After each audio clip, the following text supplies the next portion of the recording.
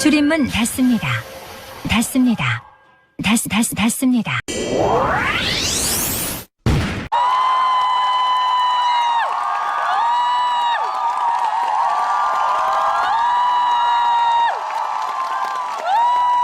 예. 반갑습니다. 그리고 오늘 돈 내러 오셨죠? 저는 글 쓰는 유시민입니다. 물론 확실진 않아요. 제가 글 쓰는 사람이라고 주장하는데요. 가끔 제 차는 요즘 당신 작가야 연예인이야? 그렇게 물어보기도 합니다. 사실 근데 일주일에 하루만 방송국에 나가고요. 나흘은 노동법을 철저히 지키면서 9시부터 6시까지 집필실에서 근무하고 있습니다. 오늘 이성환 씨 자선공연에서 착하게 잘 살자라는 주제로 얘기해달라 그래서 좀 고민하면서 나왔어요. 저 별로 착하게 안 사는데 어떻게 얘기를 하지? 그래서 이제 착하게 사는 문제와 관련한 저의 고민을 여러분께 한번 말씀드려보면 또 괜찮지 않을까 하는 생각에서 좀 몇 가지 말씀드릴게요. 사실 착하게 사는 게 뭔지 알아요, 우리, 그죠? 착하게 산다는 건 되게 훌륭한 건데 되게 착하게 사는 삶의 방식 중에 최고는 타인을 위해서 사는 거잖아요. 우리가 나를 위해서 사는 거 잘 사는 사람 부러워하긴 하지만 존경하지는 않죠. 그렇지만 남을 위해서 사는 사람을 보면 되게 존경하잖아요. 이타적인 삶. 근데 고민이 어디까지 착하게 살아야 되지? 극단적으로 착하게 살면 남자들은 다 마하트마 간디처럼 곧 예수님이 다 버리고 나를 따라오라 그랬는데 천국 가려면 다 버리고 갈 수 있나? 안 되잖아. 어렵잖아요. 여자들은 뭐 데레사 수녀처럼 돼야 되나요? 훌륭하고 최고로 착한 분들인데 그렇게까지 살긴 좀 어려운 것 같아요. 그래서 옛날 얘기 하나를 제가 보면서 위로를 많이 받았습니다. 여러분들께도 이런 고민하시면 위로가 되지 않을까 하는 생각에서 옛날에 중국에 어떤 왕이 있었어요. 그 왕한테 어떤 유명한 분이 찾아왔어요. 지식인이. 맹자라는 분이 찾아왔어요. 근데 맹자가 이제 그 나라를 가는데 얘기를 들었어요. 왕이 되게 멍청하다고요. 뭐 특별한 사람을 염두에 둔 거 아니니까 괜히 연상하지 마시기 바랍니다. 왜 멍청하다고 그랬냐면 왕이 어느 날 이제 그 조정에서 종을 하나 새로 만들었는데 종을 그 당시에는 새로 만들면 갈라지거나 이렇게 하지 말라고 제사를 지내는데 그때 소를 잡아요. 근데 왕이 어느 날 이렇게 보니까 소를 끌고 가는 거예요. 일하는 사람이. 소를 가만히 보니까 소가 슬픈 눈을 하고 눈물을 흘리는 것 같은 거예요. 물론 눈물을 흘렸는지는 정확한 사실이 확인이 안 돼요. 다만 그 왕이 눈물을 흘리고 있다고 생각한 거죠. 그래서 그 소를 어디로 데려가냐? 그러니까 이제 종 새로 만들어서 피를 내서 치를 하고 제사를 지내야 되니까 잡으러 갑니다. 그 왕이 소를 보니까 불쌍하단 말이에요. 그래서 아이고 소는 살려줘라. 그러니까 그럼 제사 지내지 말까요? 아니 그건 안 되지. 그럼 어떻게 해요? 그랬더니 양을 잡아라. 이렇게 된 거예요. 그 소문이 밖으로 쫙 퍼지면서 첫째 되게 멍청한 왕이다. 소는 불쌍하고 양은 안 불쌍하냐? 두 번째 되게 구두쇠다. 소가 아까워서 양을 잡아라 그랬다. 이런 소문들이 쫙 퍼진 거예요. 그래서 맹자가 그 얘기를 듣고 왕을 만났는데 왕이 물어봐요. 맹자한테 선생님 저도 좋은 왕이 훌륭한 왕이 될 수 있을까요? 물어보니까 맹자가 말하기를 그럼요. 되고도 남죠. 왜요? 그러니까 내가 오면서 얘기를 들었는데 이런 일이 있었다는데 맞습니까? 이렇게 물으니까 그런 일이 있었습니다. 그러니까 훌륭한 왕이 될 수 있어요. 근데 백성들은 나보고 멍청하다고 그러고 인색하다고 그러고 그러는데 그게 아니고 당신이 왜 소를 살려주라고 하고 양을 잡으라 했냐 하면 소는 눈에 보였고 양은 안 보였기 때문이라는 거예요.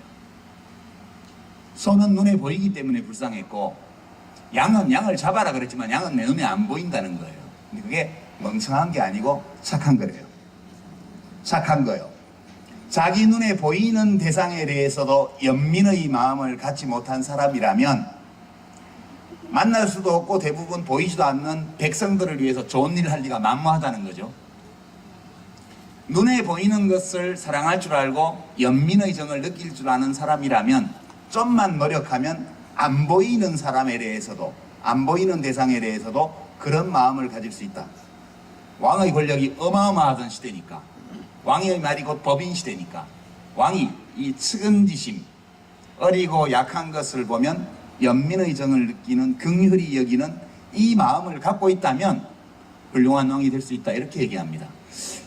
옛날 얘기인데요, 저는 이 얘기를 읽으면서 위로를 많이 받았어요. 그러니까 내가 직접 보지 못하는, 만나지 못하는 많은 나쁜 것들, 사회악, 비극, 슬픔, 이런 것들에 대해서 그걸 다 껴안으려고 그러면 마하트마 간디나 마더 데레사가 돼야 돼요. 될 수 있는 사람은 되겠죠. 근데 여러분이나 저나 그거 안 되잖아요. 그죠? 그럴 때 우리가 이 맹자의 말에 의지할 수 있다고 봐요. 내가 이 세상의 모든 악을 다 징치할 수 없고 이 세상의 모든 불행을 다 구제하지 못하지만 적어도 내 눈에 보이는 것에 대해서만이라도 연민의 정을 가지고 임한다면 착하게 살 수 있다, 그렇게 저는 해석했는데 맞을까요?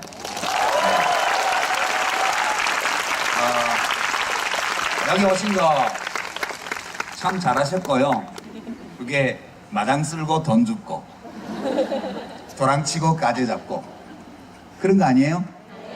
좋아하는 이승환 씨 노래도 듣고 같이 흔들기도 하고, 네, 그리고 백혈병 어린이도 돕고, 그죠?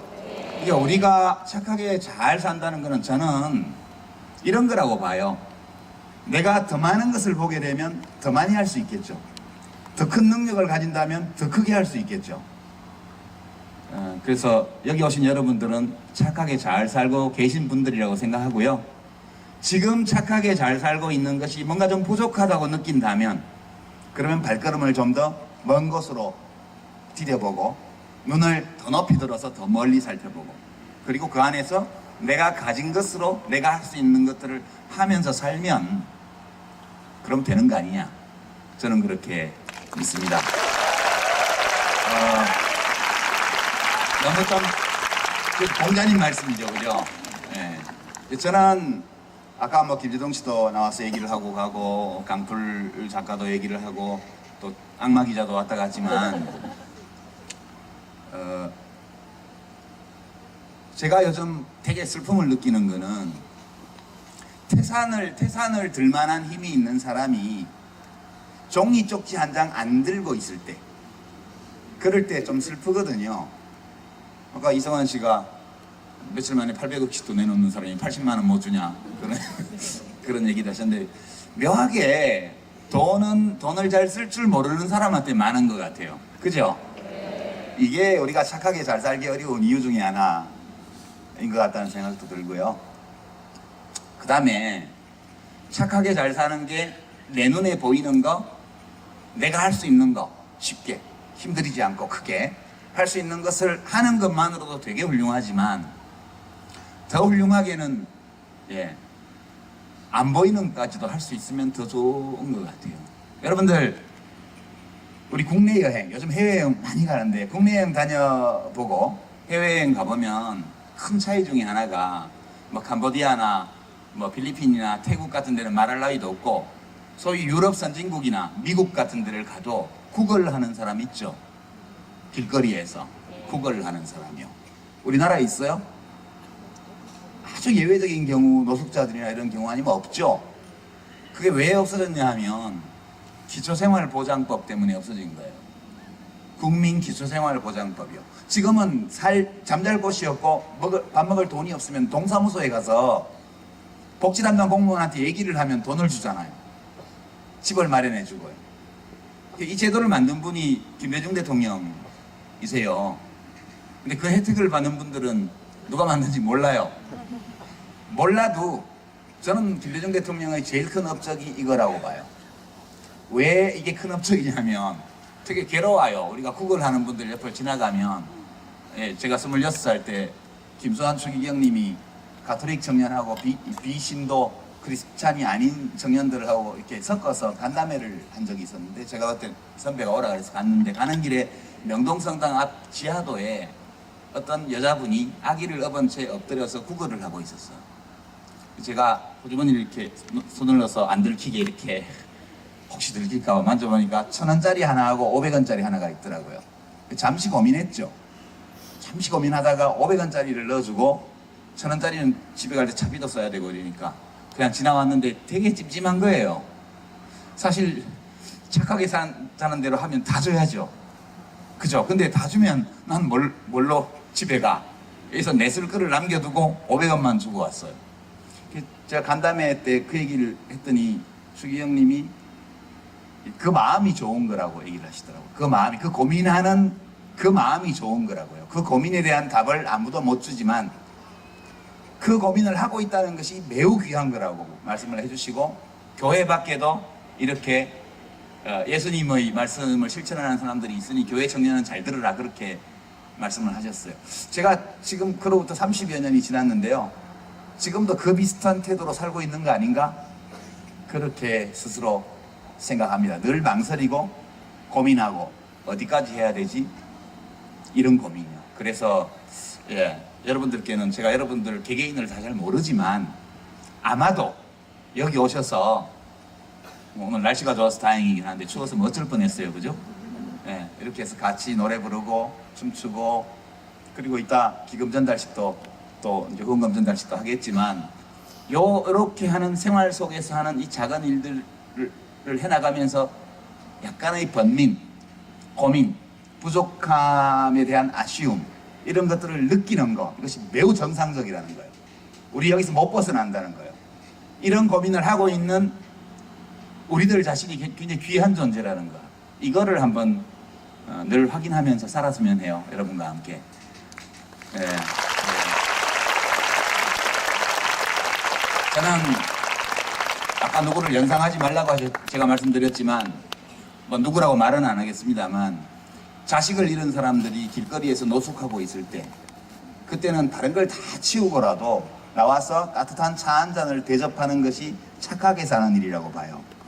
그죠? 다른 건 다 치우고, 그 문제, 그 일이 왜 일어났는지, 누구의 책임인지, 어떻게 피해를 메꿔야 될지, 이런 것들에 대한 의견 차이라는 건 다 차치하고라도, 가족을 잃은 사람들이 울면서 길바닥에서 밤을 새우고 있으면 맞아들여서 잠자리를 제공하고 따뜻한 차를 한 잔 대접하는 것이,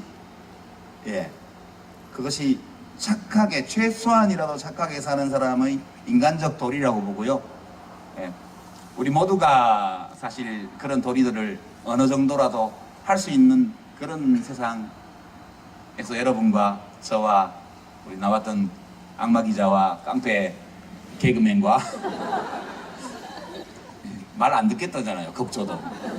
그래서 그 싸움의 의지가 거의 조폭두목급 수준인 개그맨과 등등을 포함해서 우리 모두가 원하는 거라고 생각하고요. 여러분들 오늘 서로 옆 사람 얼굴 한번 보시고요. 아, 이렇게 생긴 사람들이 착한 사람들이구나. 이렇게 하시고, 길 가다가 착한 사람 아닌 사람을 잘 구별하는 그런 노하우도 터득하시고, 돌아가셔서 사랑하는 사람들과 더 많이 사랑을 나누고 하루하루 의미 있는 삶을 살아가시기를 축원을 드립니다. 응원합니다. 고맙습니다.